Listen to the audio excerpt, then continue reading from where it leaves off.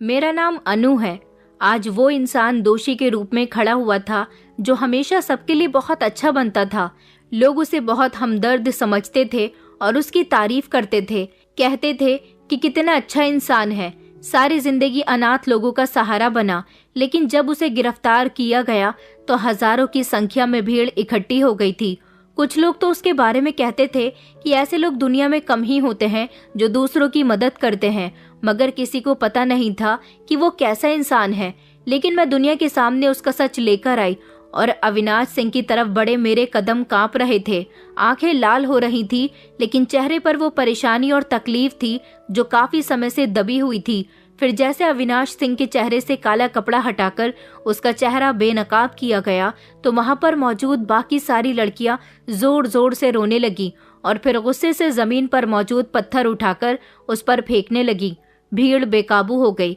कुछ पुलिस वाले आगे बढ़े कि उन लड़कियों को रोका जाए, मगर जब पास पहुंचे तो उन लड़कियों की कांपती हुई आवाज ने उनके कदम जकड़ लिए। ये कोई अच्छा इंसान नहीं था, बल्कि एक बहुत बड़ा घिनौना इंसान था। इसने हमारी जिंदगी बर्बाद कर दी। एक उम्रदार औरत जो कई सालों से अनाथ आश्रम में काम करती थी जोरदार आवाज में बोली। ये सब ऐसे ही कुछ नहीं कर रहे थे, बल्कि उनकी चीखों के पीछे कई साल पुरानी कहानी छुपी हुई थी। वहां पर मौजूद सारे लोग उन लड़कियों को देख रहे थे। मैं उनके करीब गई और मैंने जब अविनाश सिंह की सारी सच्चाई लोगों के सामने पेश की तो वहां पर मौजूद सारे लोग शॉक्ड रह गए थे और लड़कियों की आवाजें बुलंद हो गईं, जो न जाने कब से किसी सहारे की उम्मीद पर बैठी हुई थी और अपने आरोपी को सजा दिलवाना चाहती थी। मेरी जिंदगी उस समय बर्बाद हुई जब मेरे पिताजी दुनिया को छोड़कर चले गए। माँ और दादी के साथ मेरी जिंदगी अच्छी गुजर रही थी, लेकिन एक दिन माँ भी मुझे छोड़कर चली गई, क्योंकि पिताजी के जाने के बाद माँ को गहरा सदमा लग गया था और वो अकेली मेरी परवरिश नहीं कर पा रही थी। दादी जिंदा थी मेरा ख्याल रखने के लिए, लेकिन वो काफी बूढ़ी और बीमार हो चुकी थी। इसलिए उन्होंने फैसला किया कि वो मुझे मेरी चाची के पास छोड़ देंगी। मेरी उम्र 13 साल थी और मेरी सगी चाची मुझे अनाथ आश्रम छोड़ आई थी।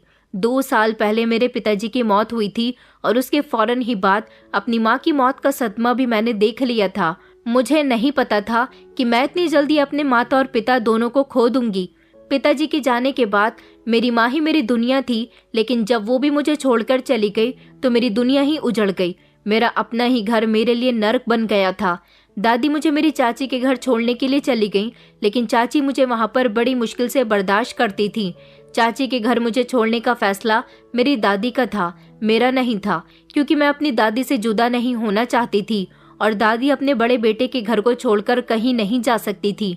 दादी के कहने पर ही चाची ने मुझे अपने घर में जगह दी थी, वरना चाची के शब्द तो हमेशा तकलीफदेह होते थे। वो गुस्से में ही रहती थी कि मुझे ये बोझ अपने घर में बिल्कुल भी बर्दाश्त नहीं है। पहले ही हमारा परिवार और हमारे 10 खर्चे हैं, ऊपर से इसे भी यहाँ लाकर डाल दिया है। मैं क्या पागल हूँ जिस पर इतना बोझ डाल दिया गया है। वो हमेशा मुझे ताने दिया करती थी।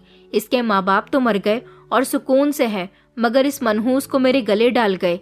मैं ये सब सुनकर हमेशा डर जाती थी और चुपचाप कोने में एक तरफ बैठकर रोती रहती थी। मेरी दादी ही थी जो मुझे प्यार करती थी और चाची से कहती थी कि ये मासूम है, इसे हम नहीं संभालेंगे तो फिर कौन संभालेगा। दादी के होते हुए मेरी चाची चाहकर भी मुझे उस घर से नहीं निकाल पाई, मगर उनका बर्ताव दिन ब दिन मेरे साथ खराब होता जा रहा था। कभी मुझे खाने के समय सबसे आखिर में बुलाया जाता तो कभी बासी खाना मेरे आगे रख दिया जाता था और हमेशा तो मुझे रातों को भूखा ही सोने पर मजबूर किया जाता था। मेरे कपड़े भी काफी पुराने और गंदे हो चुके थे, जबकि मेरे चाचा चाची के बच्चे हमेशा नए कपड़े पहनते थे। चाची के ताने कभी कम नहीं हुए थे। वो हमेशा कहती थी कि ये सारे दिन घर में बैठकर मुफ्त का खाना खाती है, घर का कोई काम भी नहीं करती, बस हमेशा अपनी दादी के पीछे लगी रहती है। लेकिन ऐसा नहीं था। मैं तो काम करने की कोशिश करती थी, फिर भी मुझे चाची डांट लगाती थी। मैं बर्तन धोने खड़ी हो जाती तो बर्तनों की आवाज सुनकर वो कहती कि ये क्या तोड़फोड़ कर रही है, चल दूर हो जा मेरी नजरों से। फिर एक दिन वो समय भी आ गया जिसका मेरी चाची को न जाने कब से इंतजार था। मेरी दादी भी इस दुनिया को छोड़कर चली गई। मैं तो अपनी दादी के मरने से पूरी तरह से टूट गई थी। रो रो कर मेरा बुरा हाल हो चुका था, क्योंकि मेरी इकलौती दादी ही तो ऐसी थी जो मुझे प्यार करने के लिए जिंदा थी। मैं जोर जोर से रो रही थी और अपनी दादी की अर्थी के पास बैठकर कहती थी कि दादी प्लीज मुझे भी अपने साथ ले चलो, अब मैं कहाँ जाऊंगी, कौन मुझसे प्यार करेगा। लेकिन दादी तो अब बेजान हो चुकी थी। दादी के अंतिम संस्कार के बाद चाची तो बहुत खुश हो रही थी। उनकी खुशी के तो ठिकाने ही नहीं थे। वो लोगों के सामने अफसोस का दिखावा तो करती थी, लेकिन अंदर से खुश और बेफिक्र थी। सब लोगों के जाने के बाद उन्होंने कहा कि चलो अच्छा हुआ मेरी जान छूट गई, अब जल्द ही एक और मुसीबत से मेरी जान छूटने वाली है। मैं अपनी चाची का ये मतलब नहीं समझ पाई थी, लेकिन कुछ दिनों के बाद मुझे उनके इन शब्दों का मतलब भी पता चल गया था, क्योंकि चाची मुझे एक अनाथ आश्रम छोड़ने के लिए गाड़ी में बिठाकर अपने साथ ले आई थी। मैं खामोशी से गाड़ी के पीछे वाली सीट पर बैठी हुई थी। मुझे चाची ने बता दिया था कि मैं तुझे अनाथ आश्रम छोड़ने के लिए जा रही हूँ, इसलिए रो रो कर मेरी आंखें लाल हो चुकी थी और मेरा दिल बहुत डर रहा था। मैं बार बार चाची से रिक्वेस्ट कर रही थी, लेकिन उनको तो जैसे मेरे रोने का रिक्वेस्ट करने का कोई असर नहीं हो रहा था। उनके चेहरे पर तो मेरे लिए वही नफरत थी जो पिछले कई सालों से उनके चेहरे पर मौजूद थी। जब अनाथ आश्रम करीब आया तो मैं हिम्मत करके फिर से चाची से कहने लगी कि चाची मैं आपसे वादा करती हूँ कि जैसा आप कहोगी मैं वैसा ही करूँगी। मैं घर के भी सारे काम करूँगी और जितना खाना आप मुझे खाने को दोगी सिर्फ उतना ही खाना खाऊंगी, बस मुझे यहाँ पर मत छोड़ो। चाची ने गुस्से से घूर कर मुझे जवाब दिया कि तेरे चाचा के पास इतनी दौलत नहीं आती कि मैं तुझ पर लुटा दूं। बस काफी समय तक तुझे अपने घर में जगह दे दी, अब मैं तेरी जिम्मेदारी और नहीं ले सकती, और वैसे भी तू मेरी कोई नहीं है, मेरा तेरे साथ कोई रिश्ता नहीं है। चाची की बात सुनकर मेरी सांसें रुकने लगी और आंखों में आंसू आ गए थे। मैंने घबराती हुई आवाज में कहा, लेकिन मेरे माँ पिताजी तो कहते थे कि आप हमारी अपनी हैं। चाची ने जोरदार हंसी हंसी और वो कहने लगी कि तुम्हारे माता पिता के कहने से क्या होता है, वो दोनों तो मर गए, अब तुम भी चली जाओ यहाँ से। गाड़ी चलनी बंद हो गई थी और अनाथ आश्रम के सामने आकर रुक गई थी। दरवाजा खुला तो मेरी आंखों के सामने अनाथ आश्रम की ऊंची ऊंची दीवारें खड़ी हुई थी, जैसे यहाँ मुझे हमेशा कैद करने के लिए लाया गया है। चाची ने मुझे धक्का देते हुए कहा, निकल जा यहाँ से, अब यही तेरी दुनिया है और तुझे यहीं पर रहना है। मैंने एक आखिरी उम्मीद भरी नजर अपनी चाची की तरफ डाली, मगर उनके चेहरे पर मुझे सख्ती नजर आ रही थी। मैंने गौर से अनाथ आश्रम के बड़े से दरवाजे की तरफ देखा और फिर आसमान की तरफ देखने लगी। दिल में ढेर सारे सवाल थे कि क्या मैं सच में अनाथ हूँ? क्या मेरे भाग्य में यही लिखा हुआ है कि अब मैं सारी दुनिया के लिए अनाथ हो चुकी हूँ? कि सारी दुनिया मेरे साथ इसी तरह का बर्ताव करेगी जैसा चाची करती हैं? कई साल पहले मैं अपने माता पिता के साथ खुशहाल जिंदगी गुजार रही थी, जहाँ मेरे पिता का साया था, माँ की मोहब्बत थी और दादी की फिक्र थी। माता पिता के मरने के बाद जब मुझे चाची के घर लाया गया, तभी मुझे समझ आ गया था कि अनाथ होना सिर्फ माता पिता को खो देने का नाम नहीं, बल्कि अपने जीते जागते रिश्तों को बदलते देखने का नाम भी है। चाची ने हमेशा साफ साफ कहा था कि वो मुझे बड़ी मुश्किल से बर्दाश्त कर रही है, क्योंकि दादी की जिद थी, वरना वो तो कब की मुझे अपने घर से निकालकर बाहर फेंक देती। पिछले कई सालों में मैंने हमेशा अपने आप को जलील होते हुए देखा था। सब लोग जब खाना खा लेते थे और जो खाना बच जाता था वही खाना मुझे दिया जाता था, और कभी कभी तो खाना बचता ही नहीं था, जिसकी वजह से मुझे भूखा सोना पड़ता था। नए कपड़ों की जगह मैं पुराने फटे कपड़े पहनती थी, जो मेरे चाचा चाची के बच्चों की उतरन होते थे, और अगर मुझसे धोखे से भी कोई गलती हो जाती तो उस पर मुझे ऐसे डांट मिलती थी जैसे मैं घर की सबसे फालतू चीज हूँ। दादी जब चाची के घर आती तो मैं उनको रो रो कर सब बता दिया करती थी। दादी कभी कभी चाची से मेरे लिए झगड़ा भी करती थी, लेकिन चाची उनके जाने के बाद फिर से वही हरकतें करती थी और मुझे पहले से भी ज्यादा डांट सुनने को मिलती थी। मेरी दादी हमेशा मेरे लिए प्रार्थनाएं करती थी, मगर अब वो भी नहीं रही थी। जैसे ही मेरी दादी की मौत हुई, चाची ने फौरन मुझे घर से निकालने का फैसला कर लिया और आज वही दिन आ चुका था। मैं अनाथ आश्रम के दरवाजे तक आ चुकी थी। चाची खामोशी से मेरे करीब आई और कहने लगी कि अंदर चलो। मेरे पैरों तले से जमीन निकल गई। मैंने जमीन में बैठकर चाची के पैर पकड़ लिए और उनसे कहा कि मैं कोई भी गलती नहीं करूंगी, हमेशा आपका कहना मानूंगी, जैसा आप कहोगी वैसा ही करूंगी। प्लीज मुझे यहाँ छोड़कर मत जाओ चाची। चाची ने जोरदार लात मुझे मारी तो मैं जमीन पर गिर पड़ी थी और फिर मेरे बाजू से मुझे उठाकर वो अनाथ आश्रम के अंदर ले आईं। वहां दरवाजे पर ही 2-3 औरतें आईं और उन्होंने चाची के कंधे पर हाथ रखा। फिर चाची ने मुझे उनके हवाले कर दिया। मैं जोर जोर से चिल्लाने लगी कि नहीं, मैं यहाँ नहीं रहूंगी, चाची प्लीज मुझे छोड़कर मत जाओ। मैं जोर जोर से रो रही थी, मगर चाची की आंखों में कोई नरमी नहीं थी। वो तो पलटकर अनाथ आश्रम के दरवाजे से बाहर ही चली गई थी। उन्होंने तो मुझे पीछे पलटकर भी नहीं देखा था, और फिर वो जिस गाड़ी में बैठकर आई थी उसी गाड़ी में बैठकर वापस चली गई। मेरी आंखों से आंसू तेजी से बह रहे थे। ये समय मेरे लिए बहुत ही खतरनाक समय था। मेरे अनाथ होने का सबसे बड़ा दुख यही था कि अपनों के होते हुए भी मेरा कोई अपना नहीं था। अनाथ आश्रम के इंचार्ज ने मुझे सर से पैर तक देखा। मैं सुंदर थी और वो मेरी सुंदरता को बड़ी ही गौर से देख रहा था। मेरी सुंदरता देखकर उसे अंदाजा हो गया था कि मैं कहीं से भी उसे गरीब घर की नहीं लगती। मेरी कम उम्र और खूबसूरत चेहरा, गोरा रंग देखकर वो समझ गया था कि मैं किसी अमीर परिवार की हूँ, क्योंकि मैं सादगी में भी बहुत सुंदर लग रही थी। इंचार्ज ने आया को इशारा किया तो उसने नरमी से मेरा हाथ थाम लिया। वो मुझे चुप करवाने लगी और कहने लगी कि आओ बेटा, मैं तुम्हें तुम्हारा कमरा दिखा देती हूँ, यहाँ पर तुम्हें तुम्हारी अच्छी सहेलियाँ भी मिलेंगी। और फिर वो मुझे अपने साथ ले गई और मैं भी खामोशी से उसके साथ चलने लगी। न जाने क्यों मेरे दिल में एक अजनबी सी बेचैनी हो रही थी, ऐसा डर जिसके बारे में मुझे खुद भी नहीं पता था। मेरी आंखें नम हो गई थी और मैं सोच रही थी कि चाची मुझे सच में हमेशा हमेशा के लिए यहाँ छोड़कर चली गई है।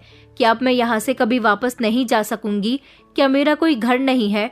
उधर इंचार्ज ने किसी को फोन मिलाया और मेरे बारे में उसको सारी इन्फॉर्मेशन देने लगी। कह रही थी कि हाँ, वो यहाँ आ गई है, जैसी तुम चाहते थे बिल्कुल वैसी ही है। दूसरी तरफ का जवाब सुनकर इंचार्ज के चेहरे पर मुस्कुराहट फैल गई थी, जैसे वो किसी खास प्लान में कामयाब हो गई हो। उधर आया ने मुझे नए कपड़े पहनने के लिए दिए और कहा कि तुम अच्छे से तैयार हो जाओ, आज कुछ खास मेहमान अनाथ आश्रम में आ रहे हैं, तो सारे ही बच्चे तैयार होंगे। मैं खामोशी से हाथ में कपड़े लेकर बाथरूम की तरफ चली गई। मैं जिस कमरे में मौजूद थी वहां पर बिस्तर लगा हुआ था और एक मेरी ही उम्र की लड़की वहां पर पहले से ही मौजूद थी। वो मुझे बड़ी गौर गौर से देख रही थी और धीमे धीमे अपने आप से मुझे देखकर कुछ बातें कर रही थी। मुझे उसका कुछ समझ नहीं आया और मैं बाथरूम में कपड़े बदलने के लिए चली गई। कपड़े बदलने के बाद मेरे चेहरे पर एक अजीब से डर का साया लहराने लगा। पता नहीं मेरे साथ ये सब कुछ क्यों हो रहा है। क्या चाची ने मुझे सच में छोड़ दिया? बस यही सारे सवाल बार बार मेरे दिमाग में आ रहे थे, मगर मुझे जवाब देने वाला कोई भी नहीं था। मैंने शीशे में अपना चेहरा देखा जो पूरी तरह से सूजा हुआ था। रो रो कर मेरा चेहरा लाल होने के साथ साथ सूज भी गया था। तैयार होने के बाद मुझे बाहर हॉल में ले जाया गया, जहाँ पर और भी बच्चे तैयार होकर लाइन में खड़े हुए थे और वहाँ पर ऐसा लग रहा था जैसे किसी खास मेहमान के आने की तैयारी हो रही है। जब मैं नए कपड़े पहनकर बाहर आई तो सबने एक पल के लिए मुझे घूर कर देखा। मुझे लाइन में खड़े होने का इशारा दिया गया। मैं लाइन में खड़ी हो गई। वो लड़की जो मुझे कमरे में मिली थी वो मुझसे पहले लाइन में खड़ी हुई थी। मुझे देखकर उसने धीमी आवाज में कहा कि बेचारी, अब पता नहीं इसके साथ क्या होगा। मैंने उसके मुंह से ये शब्द सुने थे। फिर हम सब लोगों को आगे चलने के लिए कहा गया और फिर हम लोग दूसरी जगह दाखिल हुए। एक बच्चा भागते हुए आया और अचानक मुझसे टकराकर गिर गया। मैं भी लड़खड़ा गई और दीवार से जा लगी। वो बच्चा घबरा गया और कहने लगा, अरे अरे सॉरी, मैंने जानबूझकर नहीं किया। तभी इंचार्ज ने उसे गुस्से भरी नजर से देखा। बड़ी ही अजीब बात थी कि अनाथ आश्रम में मेरे साथ जो बिहेवियर किया जा रहा था वो बाकी बच्चों से बिल्कुल अलग था। थोड़ी देर के बाद एक नौकरानी ने चुपके से आकर इंचार्ज के कान में कुछ कहा। मैंने इंचार्ज की नजरें पढ़ने की कोशिश की, मगर उसकी नजर में कुछ ऐसा था जो मेरी नजर में नहीं आ रहा था। थोड़ी देर के बाद एक बड़ी सी गाड़ी अनाथ आश्रम के बाहर आकर रुकी। गाड़ी से एक काला चश्मा और महंगे कपड़े पहने हुए औरत बाहर निकली। उसके पीछे पीछे 2 आदमी और भी थे, वो उसके गार्ड्स थे।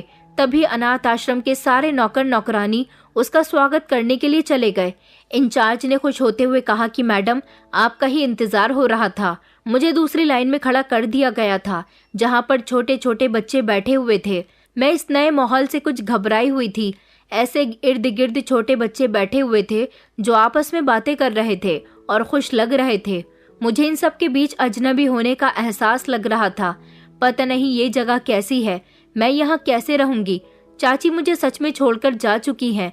मेरे दिमाग में सवाल ही सवाल थे। इसी दौरान हॉल के सामने एक बहुत ही सुंदर शक्ल वाले आदमी आ गए।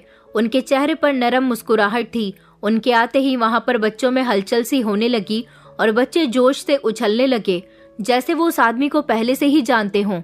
उन्होंने सारे बच्चों से पूछा कि कैसे हो मेरे प्यारे बच्चों। सारे बच्चों ने ही एक साथ होकर जवाब दिया कि हम लोग बिल्कुल ठीक है। उन्होंने खुश होकर कहा कि ये तो बहुत अच्छी बात है और फिर कहा कि आज रात के खाने में आपकी पसंद की डिशेस बनवाई जा रही हैं। ये सुनकर सारे बच्चे तालियां बजाने लगे। बच्चे तो इस तरह से खुश हो रहे थे जैसे कोई त्योहार आ गया हो, जबकि मैं खामोशी से ये सब कुछ देख रही थी। मैंने कई सालों के बाद बच्चों को इतना खुश होते हुए देखा था और मैं अभी भी हिचकिचा रही थी। पहले उन्होंने अपने हाथों से सारे बच्चों को कपड़े बांटे। कपड़ों को देखकर बच्चे खुशी से झूम उठे थे। कुछ बच्चे तो वहीं बैठकर नए कपड़े पहनने लगे। कई बच्चों की आंखों में चमक थी तो कुछ खुशी से झूम रहे थे। मेरे हाथ में भी तो कपड़े थे क्योंकि मुझे भी कपड़े दिए गए थे। मैं उनको अपने हाथ में लेकर बैठी हुई थी। फिर हम सारे बच्चों को खाना बांटा गया। जैसे ही हम सबके आगे प्लेट लगाई गई, खाने की खुशबू चारों तरफ महकने लगी। बच्चों की खुशी अब डबल हो गई थी और खुशी खुशी सारे बच्चे खाना खाने लगे। सारे बच्चे खाना खाने में बिजी हो गए और हर तरफ से बच्चों की हंसी मजाक की आवाजें आ रही थी। ये सब देखकर मुझे नॉर्मल फील हो रहा था, जैसे ये सब कुछ हमेशा से ऐसा ही होना चाहिए था। खाने के साथ सबको मीठा भी बांटा गया था, जिसे देखकर सारे बच्चों ने खुशी से तालियां बजा ली। उस दिन मैंने भी पेट भर के खाना खाया था क्योंकि कई दिनों से मैं भूखी थी। मैंने खाना खाया और ऊपर वाले का शुक्रिया अदा किया। मैं सोचने लगी कि ये कोई हकीकत है या फिर मैं कोई सपना देख रही हूँ, और मैंने एक लम्हे के लिए खाने का निवाला हाथ में लेकर आंखें बंद कर ली थी और सोचने लगी कि ये खाना मेरे लिए सिर्फ भूख मिटाने का जरिया नहीं था, बल्कि मैं भी इन बच्चों की तरह पेट भरकर खाना खाने का हक रखती हूँ। मैं चाहती थी कि मुझे इसी तरह से पेट भरकर हमेशा खाना मिलता रहे, मैं कभी भूखी न रहूं। जैसे ही सारे बच्चे खाना खाकर फ्री हुए, अचानक बच्चों को नींद आनी शुरू हो गई। सारे बच्चे एक एक करके जमाइयाँ लेने लगे। आया, जो बच्चों को खाना खिलाने में उनकी मदद कर रही थी, वो सब उनको बड़े बड़े और खुले हुए कमरों में छोड़कर आ रही थी।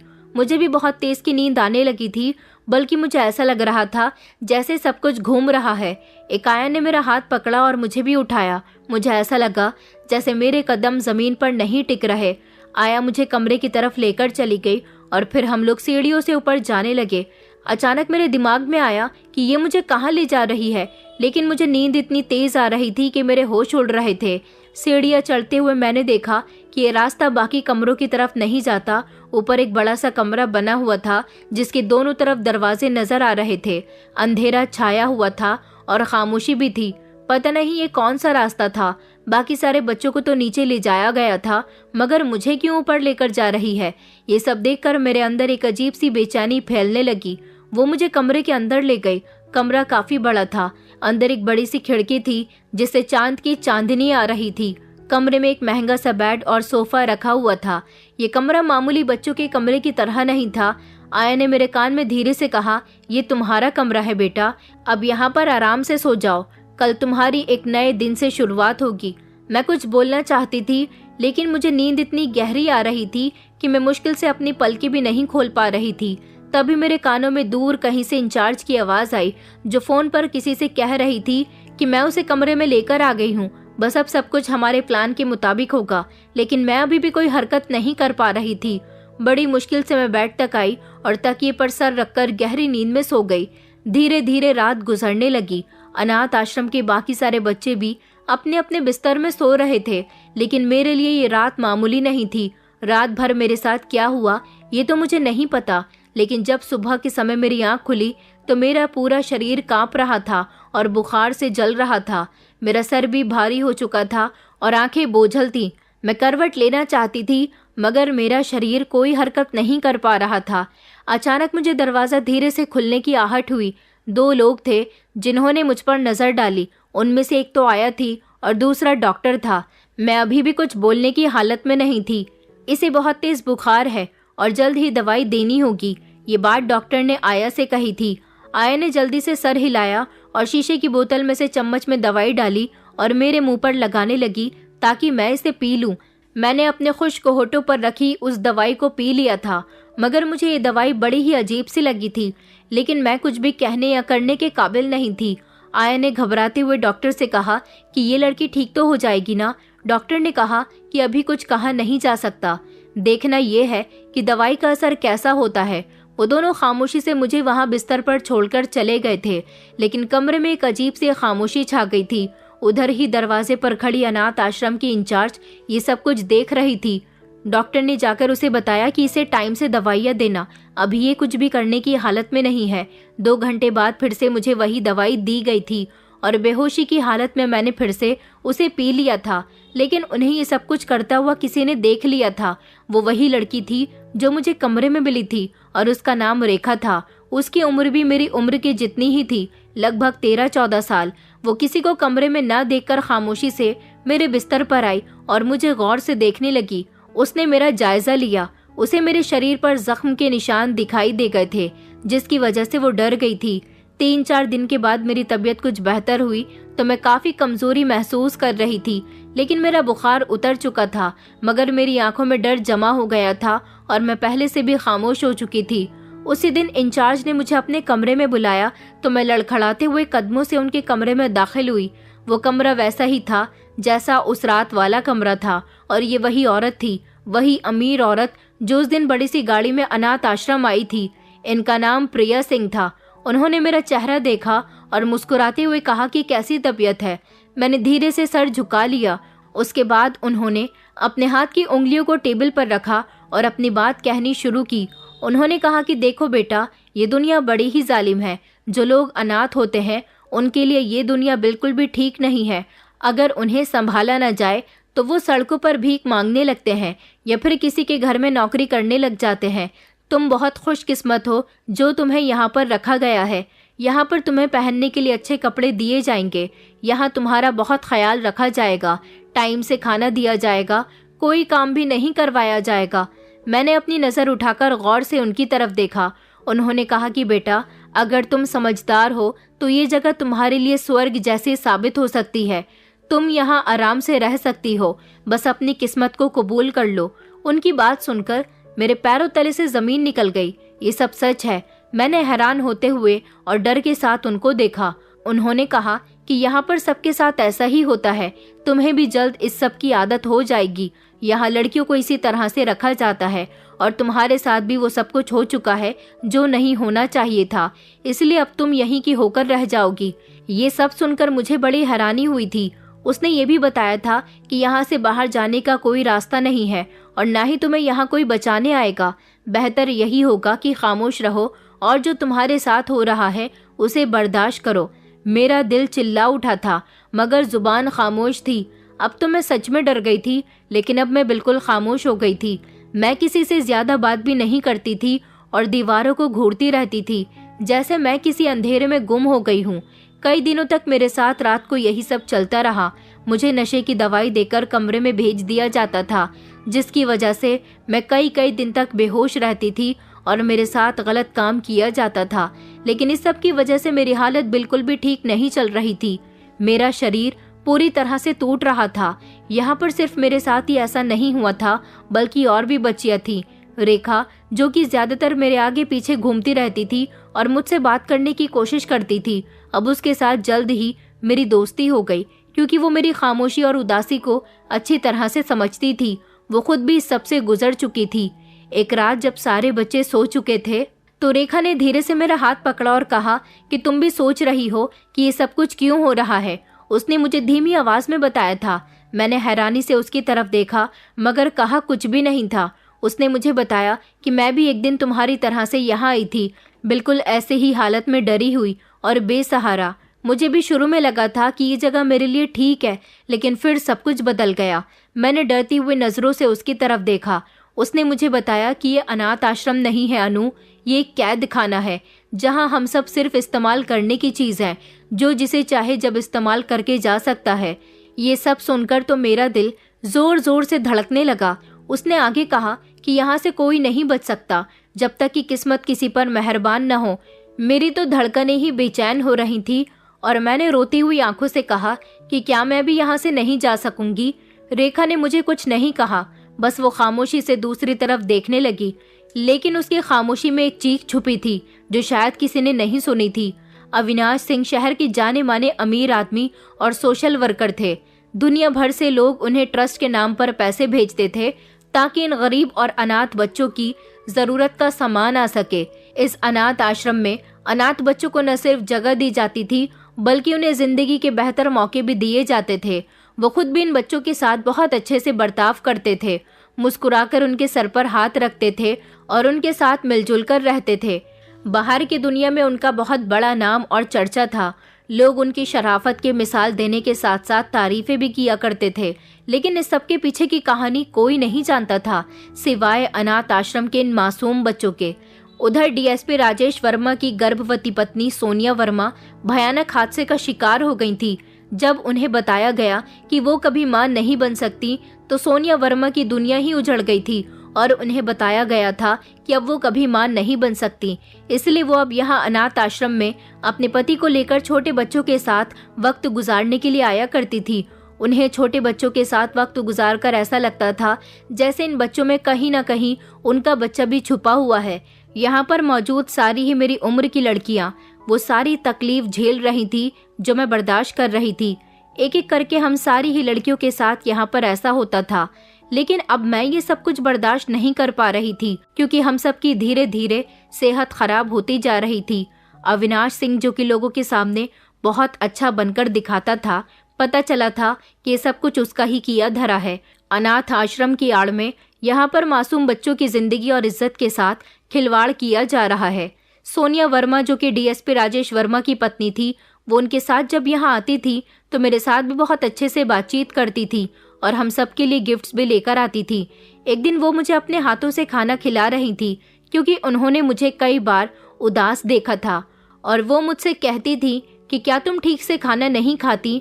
तुम्हारी सेहत देखकर ऐसा लगता है कि तुम खाना खाती ही नहीं हो। मगर उन्हें कौन बताता कि यहाँ अजीब अजीब तरह की नींद की दवाइयाँ देकर हमारी सेहत खराब की जा रही है। नींद की दवाइयाँ हम जैसे छोटे बच्चों को सूट नहीं करती और उन दवाइयों को देकर हमारी इज्जत को नोचा जा रहा है। उसी दिन मैंने रोते हुए सोनिया जी को यहाँ होने वाले हादसे के बारे में बताना चाहा, क्योंकि इससे बेहतर रास्ता मुझे और कोई नहीं लग रहा था।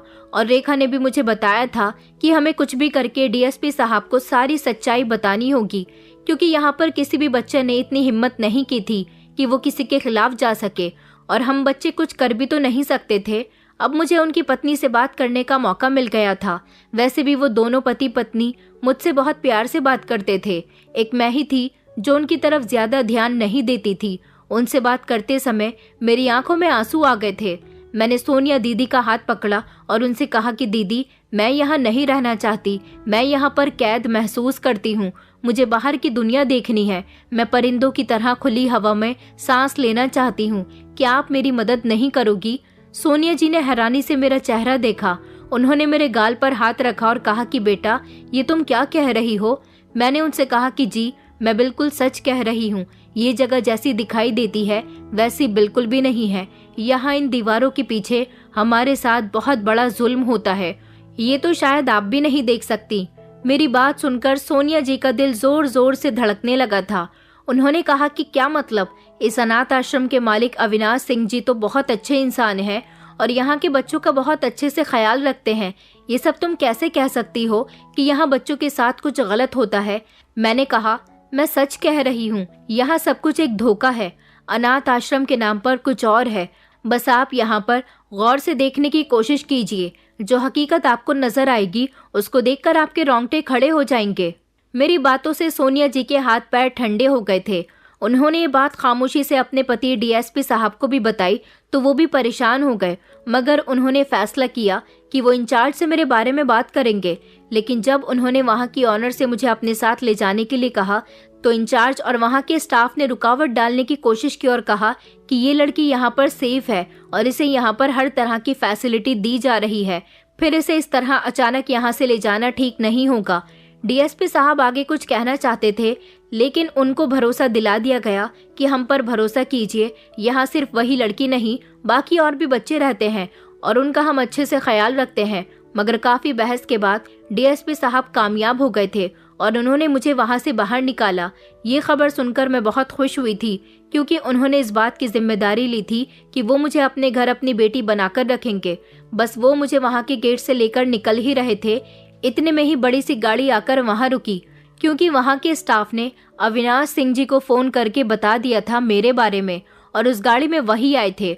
उन्होंने भी मुझे रोकने की कोशिश की और अविनाश सिंह के आदमी ने उनको एक फाइल भी दिखाई थी। उस फाइल में लिखा हुआ था कि मुझे अनाथ आश्रम से बाहर ले जाना कानूनी तौर पर मुमकिन नहीं। उन्होंने कहा था कि ये लड़की यहाँ पर रजिस्टर है और इसे यहाँ से ले जाना कानून के खिलाफ जाना है। मेरा दिल तो धक से रह गया था। अगले ही लम्हे अविनाश सिंह खुद आगे बढ़े और कहने लगे कि इस फाइल में जो कुछ भी लिखा है वो सब सच है। उनके चेहरे पर वही पुरानी मुस्कुराहट छाई हुई थी। उन्होंने डीएसपी साहब से कहा कि मैं जानता हूँ कि आप इस लड़की को अपने साथ लेकर जाना चाहते हैं, लेकिन कुछ चीजें हमारे बस में नहीं होती। रेखा ने मुझे बताया था कि यहाँ से किसी भी लड़की को वापस नहीं भेजा जाता। हालांकि बच्चों में जितने भी लड़के हैं उनको भेज दिया जाता है, वो भी उन लोगों को जो सोनी गोद लेकर यहाँ आते हैं और बच्चों को अडॉप्ट करके चले जाते हैं, और उन लोगों को भारी रकम दी जाते हैं। लड़कियां उनके काफी काम में आती हैं, इसलिए ये लड़कियों को जवान होने तक अपने अनाथ आश्रम में, 17 साल के होने तक अपने अनाथ आश्रम में ही जगह देते हैं। मुझे बहुत गुस्सा आ रहा था क्योंकि अविनाश सिंह अपनी चाल में कामयाब रहा था। सोनिया जी ने मेरा सहमा हुआ चेहरा देखा जो उदास था और मेरा हाथ थामकर कहने लगी कि अनु, क्या तुम हमारे साथ जाना चाहती हो? मैंने आंखों में आंसू लेकर फौरन ही सर हिला दिया क्योंकि मैं यहाँ से जाना चाहती थी। काफी बहस और तकरार के बाद मुझे डीएसपी साहब के साथ भेजने की रजामंदी मिल गई थी। मुझे ऐसा लग रहा था जैसे मैं जीत गई हूँ, लेकिन इसके साथ ही डीएसपी साहब को अविनाश जी ने ये भी कहा था कि हमारी एक शर्त है, वो ये है कि इस लड़की को यहाँ आते जाते रहना होगा ताकि इसका कांटेक्ट हम लोगों से बना रहे। मैं रेखा की बहुत शुक्रगुजार थी क्योंकि उसने ही मेरे दिमाग में ये बात डाली थी कि मैं अगर यहाँ से निकलना चाहती हूँ तो सोनिया जी से मदद ले सकती हूँ। वो वैसे भी यहाँ बच्चों के साथ टाइम स्पेंड करने के लिए आती हैं और उन्हें किसी छोटे बच्चे की जरूरत भी है। उसने ही मुझे यहाँ की एक एक हरकत के बारे में बताया था और पता नहीं ये बात कैसे सब लोगों को पता चल गई थी कि मुझे यहाँ से बाहर जाने के लिए रेखा ने उकसाया था, लेकिन ये बात मुझे नहीं पता थी। इन लोगों के हिसाब से रेखा ने एक बहुत बड़ा जुर्म किया था जिसका अंजाम सब जानते थे। डीएसपी साहब और सोनिया दीदी मुझे अपने घर ले गए थे। उन्होंने मेरा वहाँ पर बहुत ख्याल रखा था, लेकिन कुछ दिनों के बाद जब मैं उन दोनों के साथ अनाथ आश्रम दोबारा वापस आई तो यहाँ का नज़ारा ही बदला हुआ था। सारे बच्चों के चेहरे पीले पड़े हुए थे और हॉल में एक अर्थी रखी हुई थी। ये रेखा थी जो इस दुनिया से जा चुकी थी। उसको जमीन पर लेटा हुआ देखकर मेरी आंखों से आंसू नहीं रुक रहे थे। मुझे अच्छी तरह से याद है जब मैं यहाँ से वापस जा रही थी तो रेखा को अंतिम समय में मुझसे मिलने भी नहीं दिया गया था और वो इस बात से बहुत खुश हुई थी कि मैं यहाँ से आज़ाद हो गई थी। मगर मैं उसे भी अपने साथ ले जाना चाहती थी, लेकिन यहाँ से बाहर निकलना कोई मामूली बात नहीं थी। मैं रोते हुए उसकी लाश के पास गई और मैंने उससे कहा कि रेखा, तुमने तो कहा था कि हम दोनों मिलकर सब कुछ बदल देंगे, तो तुम मुझे छोड़कर नहीं जा सकती। मैं दहाड़े मारकर रो रही थी, लेकिन सब खामोश खड़े हुए थे, जैसे उन्हें कुछ कहने की परमिशन न हो। अरविंद सिंह जी की पत्नी वहाँ पर मौजूद थी। उन्होंने कहा कि अब इस बच्ची का अंतिम संस्कार करने के लिए इसे ले जाओ, मगर मैं रोते हुए बार बार रेखा को जाने से मना कर रही थी। लेकिन अरविंद सिंह जी की पत्नी ने कहा कि बेटा, उसकी तबीयत ठीक नहीं थी, इसीलिए वो मर गई है। उसका हमने काफी इलाज करवाया, मगर उसका इलाज पॉसिबल ना हो सका। वो लोग वहां से जा चुके थे और रेखा की लाश को अंतिम संस्कार के लिए ले गए थे और मैं ये सब कुछ देखकर फूट फूट कर रो रही थी। तभी वहां पर एक छोटा सा बच्चा भागता हुआ मेरे करीब आया। उसकी आंखों में एक अजीब सा डर था। उसने अपनी मुट्ठी खोली और एक कागज का टुकड़ा मेरे हाथ पर रख दिया। उसने कहा कि ये रेखा दीदी का खत है, उन्होंने मुझे दिया था कि अगर उनके साथ कुछ हो जाए तो मैं तुम्हें ये दे दूं। मैंने जल्दी से कांपते हुए हाथों से वो खत पकड़ा और खामोशी से उसे अपने कपड़ों में छुपा लिया। मैं ये किसी को नहीं दिखा सकती थी, लेकिन घर आने के बाद जब मैंने वो खत पढ़ा तो मेरे पैरों तले से जमीन निकल गई। रेखा ने खत में लिखा था कि अनु, मुझे बहुत खुशी हुई कि तुम इस नर्क से निकल गई हो, मगर यहाँ सबको मेरी सच्चाई के बारे में पता चल गया कि मैंने तुम्हें यहाँ से निकलने के लिए उकसाया था। अब ये लोग मुझे नहीं छोड़ेंगे। इन्होंने धीरे धीरे मुझे स्लो पॉइजन देना शुरू कर दिया और मेरे साथ गलत काम भी करवाया जाता है। मैंने अनाथ आश्रम की इंचार्ज को अरविंद सिंह जी से बातें करते हुए सुना था। उन्होंने कहा कि इस लड़की की जल्द ही जान ले लो, इससे पहले ही यहाँ से और भी लड़कियों को रवाना करवाए। मैं अपना ये खत तुम्हारे लिए छोड़कर जा रही हूँ ताकि तुम मुझे इंसाफ दिलवा सको और मेरे साथ साथ यहाँ पर मौजूद बाकी सारे बच्चों को भी बचा सको। ये खत पढ़कर मैं बहुत रोई थी और मुझे रोते हुए सोनिया जी और डीएसपी साहब ने देख लिया था। उन्होंने जब मेरे हाथ से वो खत लिया और पढ़ा तो उनके भी होश उड़ गए थे। फिर मैंने उनको वहाँ पर हमारे साथ होने वाले एक एक अत्याचार के बारे में बता दिया और रेखा का वो खत एक मजबूत सबूत बन चुका था। रेखा की मौत स्लो पॉइजन की वजह से हुई थी और इन लोगों ने उसे मारने में कोई कसर नहीं छोड़ी थी। यह हैंडराइटिंग भी रेखा की ही थी, ये बात भी साबित हो गई और वो लेटर एक बहुत बड़ा सबूत बन गया था। डीएसपी साहब ने कहा कि वो वहाँ पर मौजूद बच्चों को इंसाफ दिलवाकर रहेंगे और साथ ही रेखा को भी इंसाफ मिलेगा। उन्होंने मेरा साथ देने का वादा किया था। उन्होंने कहा था कि बस तुम्हें अपना बयान देना होगा। डीएसपी साहब ने अरविंद सिंह जी और उनकी पत्नी को अरेस्ट करवाया और जब अरेस्ट करने के बाद उन्हें अनाथ आश्रम में आरोपी के तौर पर लोगों के सामने लाया गया तो उनकी तारीफ करने वाले लोग भी वहां पर मौजूद थे और ये सब देखकर आग बबूला हो गए थे कि इतने शरीफ इंसान को आखिर पुलिस ने अरेस्ट क्यों किया है। लेकिन उनको अरेस्ट होते हुए देखकर अनाथ आश्रम की सारी लड़कियां जिनके साथ वहां पर गलत हो रहा था, उन्होंने अरविंद जी पर पत्थर बरसाने शुरू कर दिया और कहा कि यही वो दरिंदा है जो हमारे साथ गलत काम करता रहा। मैंने भी रेखा का खत लोगों के सामने जाहिर किया और इस तरह अरविंद सिंह और उसकी पत्नी को अरेस्ट कर लिया गया और उसकी हकीकत दुनिया के सामने खुलकर आ गई। वो लोग अनाथ आश्रम की आड़ में छोटी और कम उम्र की बच्चियों के साथ बड़ी उम्र के मर्दों से गलत काम करवाया करते थे और इस काम के उनसे पैसे लेते थे और जो खाना हमें दिया जाता था उसमें नींद की दवाई मिलाई जाती थी। इस तरह ये लोग पैसा कमा रहे थे और यहाँ पर जो छोटे छोटे बच्चे थे जिनको कपल्स अडॉप्ट करने के लिए आते थे वो बच्चे भी यहीं के ही थे।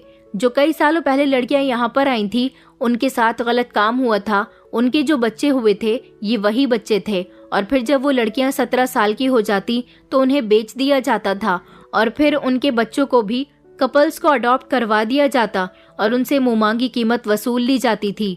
ये धंधा कई सालों से चल रहा था और यह हकीकत जब पूरे शहर में फैल गई तो सारे लोग जो अरविंद सिंह और उसकी पत्नी की बहुत इज्जत किया करते थे और उनकी तारीफ किया करते थे, उन्होंने उसे दोष देने शुरू कर दिया और कहा कि इस इंसान को कड़ी से कड़ी सजा होनी चाहिए।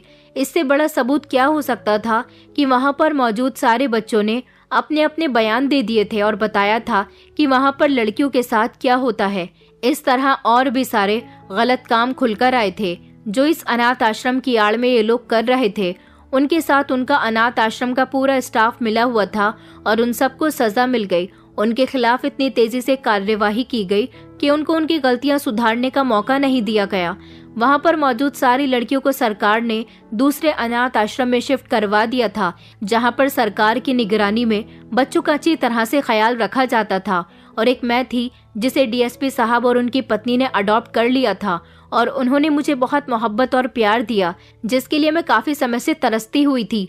अब मैं एक इज्जत और सुकून की जिंदगी गुजार रही थी, लेकिन मुझे आज भी रेखा बहुत याद आती है। दोस्तों, उम्मीद करती हूँ आपको हमारी कहानी पसंद आई होगी। कहानी पसंद आई है तो वीडियो को लाइक करें, चैनल पर नए हैं तो चैनल को सब्सक्राइब करें और हाँ, नोटिफिकेशन बेल को जरूर दबाएं ताकि अगली अपडेट सबसे पहले आपको मिले।